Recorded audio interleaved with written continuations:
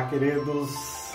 Estamos iniciando a nossa celebração especial de aniversário da nossa igreja, celebrando os 53 anos que Deus tem nos dado o privilégio de participar, de sermos parte do povo amado de Deus. Conforme diz em Romanos 11:36, porque dele, por ele e para ele são todas as coisas. Então, glória a ele eternamente. Amém. A igreja de Jesus que nós fazemos parte é de Jesus e nós podemos ser instrumentos de bênção, um na vida do outro, para propagar o evangelho do Senhor. E conseguimos um contato com o Lon, hoje ele vai trazer a mensagem, né? Será muito bom ouvir ele como fundador da nossa igreja. Então, prepare o seu coração para a palavra, mas vamos juntos adorar ao nosso Deus em nome de Jesus. Amém. Quão grande é o nosso Deus, que nós possamos todos os dias lembrar disso, do quanto Ele é grande, do quanto Ele é misericordioso, do quanto Ele é um Pai amoroso, e que possamos louvá-lo, engrandecê-lo, sermos gratos por tão majestosa grandeza nas nossas vidas. Vamos louvar a Deus com essa canção. Que você possa ir na sua casa cantar junto com a gente.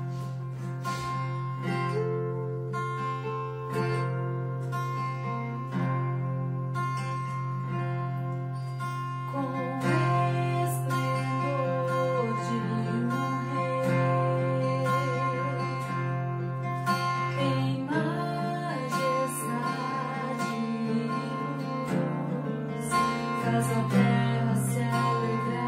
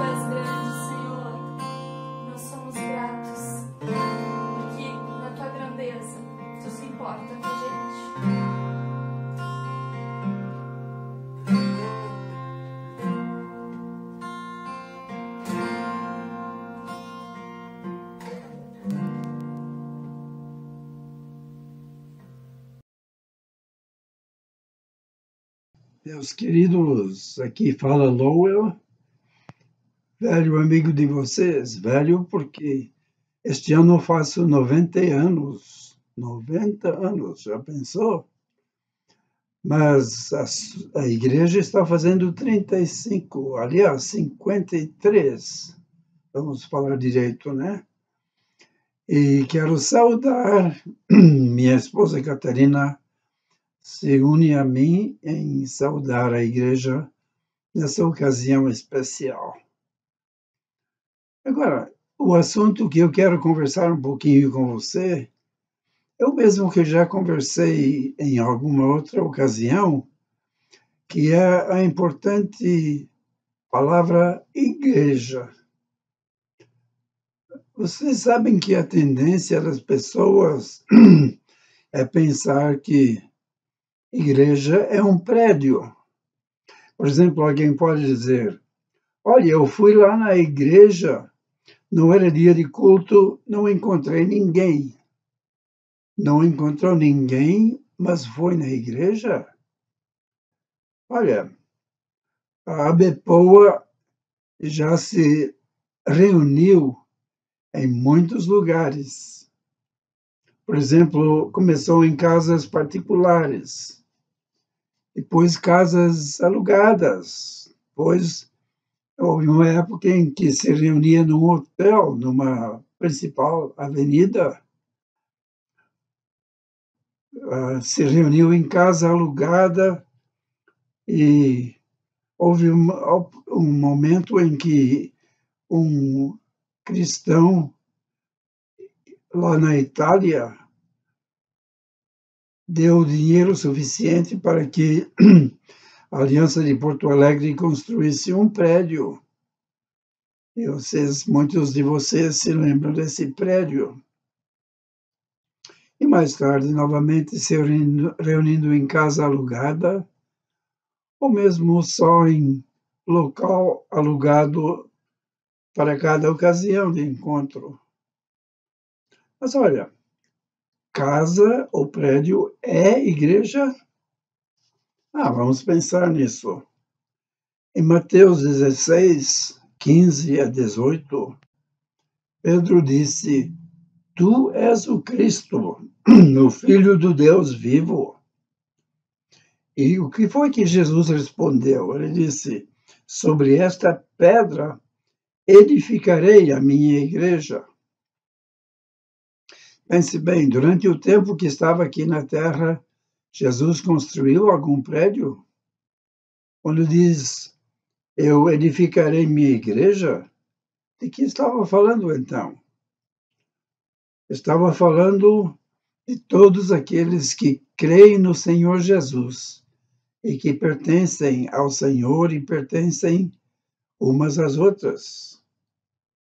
Lá em Atos 20 e 28, Paulo fala da Igreja de Deus e chama os cristãos de rebanho, que deve ser bem pastoreado. Rebanho, uma reunião, um grupo de pessoas que pertencem a Jesus e que devem ter liderança entre si. Lá em 1 Coríntios 12, 27, Paulo, falando da igreja, disse: ora, vocês são o corpo de Cristo e cada um de vocês individualmente é membro desse corpo. Novamente, o corpo não é um prédio, o corpo é uma reunião de muitos membros diferentes, bem organizados entre si e com um propósito que é da cabeça do corpo. A cabeça do corpo é Cristo. Nós que somos cristãos, nós os seguidores dele, formamos a igreja do Senhor Jesus, o corpo do Senhor Jesus. Então, um fato histórico, se a gente olhar a história eclesiástica, O fato é que durante 300 anos, depois que Jesus esteve aqui na Terra, deu sua vida por nós na cruz, ressuscitou, voltou ao céu. Durante 300 anos, os cristãos se reuniam sem ter prédio próprio. Não era necessário, não era interessante. Se reuniam em casas, se reuniam em locais abertos, como aqueles que se reuniam no pátio do templo lá em Jerusalém. E por que é que a coisa mudou? É que depois de 300 anos após o estado de Cristo aqui na Terra, o imperador romano se converteu. E ele mandou todos os soldados dele se batizarem e se chamarem de crentes em Cristo, quer fossem, quer não fossem. E pegou os templos dos deuses idólatras, dos ídolos, e entregou para os cristãos, dizendo assim: vocês podem se encontrar aqui, vocês podem se abrigar nesses prédios, agora são igrejas de vocês. E por isso, essa ideia de igreja como prédio começou a se alastrar muito. Agora, na China, por esses dias, o governo está dinamitando prédios em que cristãos se reúnem. Mas então, a igreja deixa de existir? Não, a igreja então se reúne ao ar livre ou em qualquer outro lugar. Mas a igreja não é prédio, a igreja é gente que pertence ao Senhor Jesus. Agora, por que será que nós precisamos nos reunir?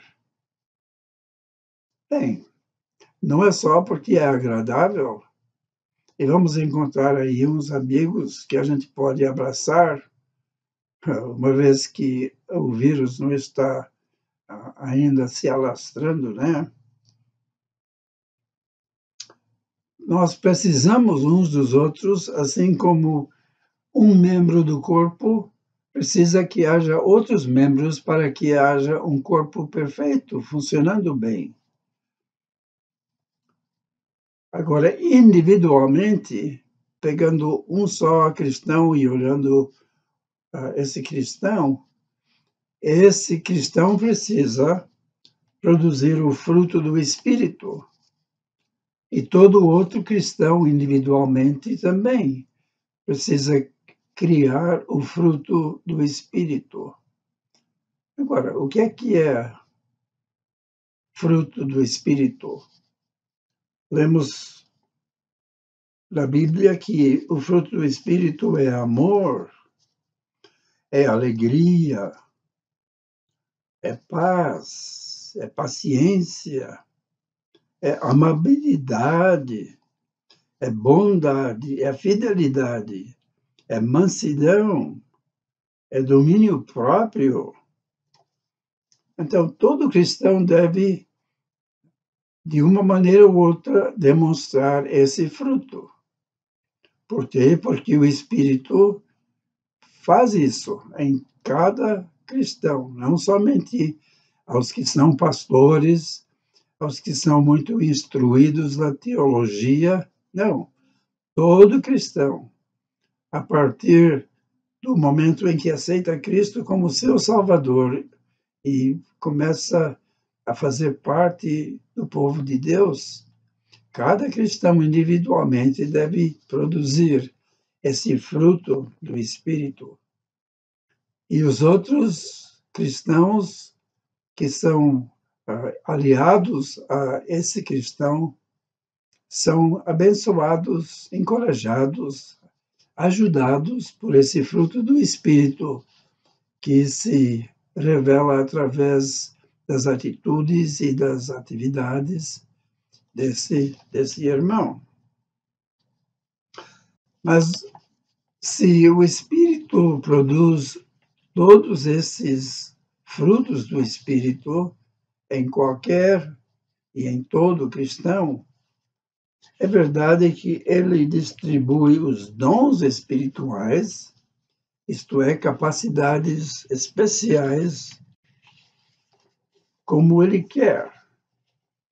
Então, a Bíblia diz que pelo Espírito, diz aonde? A Bíblia diz em 1 Coríntios 12, versículo 8, pelo Espírito a um é dada a palavra de sabedoria, a outro, pelo mesmo Espírito, a palavra de conhecimento, a outro, veja como está sendo distribuído, a outro, fé, pelo mesmo Espírito, a outro, dons de curar, pelo único Espírito. O Espírito é um, mas os dons que ele distribui variam de um cristão para outro, de acordo com a vontade do Espírito. A outro, ele dá a profecia. A outro, discernimento de espíritos. A outro, variedade de línguas. Aí ainda a outro, interpretação de línguas. Então, e nem está completa essa lista de dons espirituais que o Espírito pode distribuir. Então, nenhum cristão deve pensar, eu preciso ter todos esses dons e eu, então, posso funcionar individualmente, não vou precisar de mais ninguém, né? Não tem nada disso de eu, na Igreja do Senhor Jesus. Cada um tem todo o fruto do Espírito se produzindo em sua vida e abençoando outros por intermédio desse fruto. Mas cada cristão tem o dom ou os dons que o Espírito Santo escolheu a dedo para esse cristão. E esse cristão, para ter a vantagem, para ter auxílio por intermédio de um outro dom que ele não tem, precisa estar em comunhão de outro cristão que tem esse dom. Assim é que funciona. Então, precisamos ou em prédio, ou em local alugado, ou mesmo quando é necessário ao ar livre, é necessário cristãos se reunirem para alegrar e encorajar uns aos outros com o fruto do Espírito. Como se alegram, como se encorajam os cristãos em presença uns dos outros. Só sentir o abraço de um irmão, só ver o sorriso de uma irmã, tudo isso pode fazer parte do fruto do Espírito, abençoando outros irmãos reunidos ali. Mas também os cristãos precisam se reunir para servir uns aos outros com os dons que o Espírito distribui. Mas agora quero terminar falando um pouquinho sobre uma coisa que você talvez não tenha pensado. Quando você está sozinho, sem outra pessoa crente, o que estou falando? Olha, quando não estamos com esse vírus e estamos novamente no serviço usual, tem horas que eu sou o único cristão ali presente. Os outros, se existem outros ao meu redor, não são cristãos. Não é uma reunião de cristãos. Eu estou sozinho no meio desse grupo. Eu, por exemplo, me lembro de uma viagem que tive que fazer uma vez nos Estados Unidos, em época de inverno, quando tudo estava tão frio, com neve e gelo, que o ônibus em que eu ia viajar de um estado para outro estava totalmente fechado. Ninguém queria deixar esse ar frio entrar. O ônibus estava cheio, todo o banco ocupado. E, naquela época, ainda nos Estados Unidos, era permitido fumar dentro de ônibus. E acontece que, quando eu olhava para frente e para trás, vendo os outros passageiros, todos eles, sem exceção, estavam fumando cigarro. A fumaceira era enorme.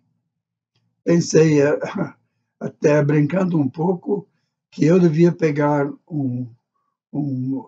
alguma coisa e acender essa coisa e fazer mais um pouquinho de fumaça da minha parte. Mas claro que eu não fiz isso. Mas olha, eu estava sozinho no meio de toda aquela gente, porque só eu queria ar puro, só eu queria representar o Senhor Jesus. Eu estava sozinho. Mas a Bíblia afirma que você e eu nunca estamos completamente sozinhos. Por quê? Porque 1 Coríntios 6,19 afirma: você é templo. Você é um templo do Espírito. Você não tem um prédio onde se reunir, mas você, seja no lugar onde for, mesmo sozinho, você é um templo, o templo do Espírito Santo. Romanos 5, versículo 5 diz: Deus derramou seu amor em nossos corações por meio do Espírito Santo que Ele nos concedeu.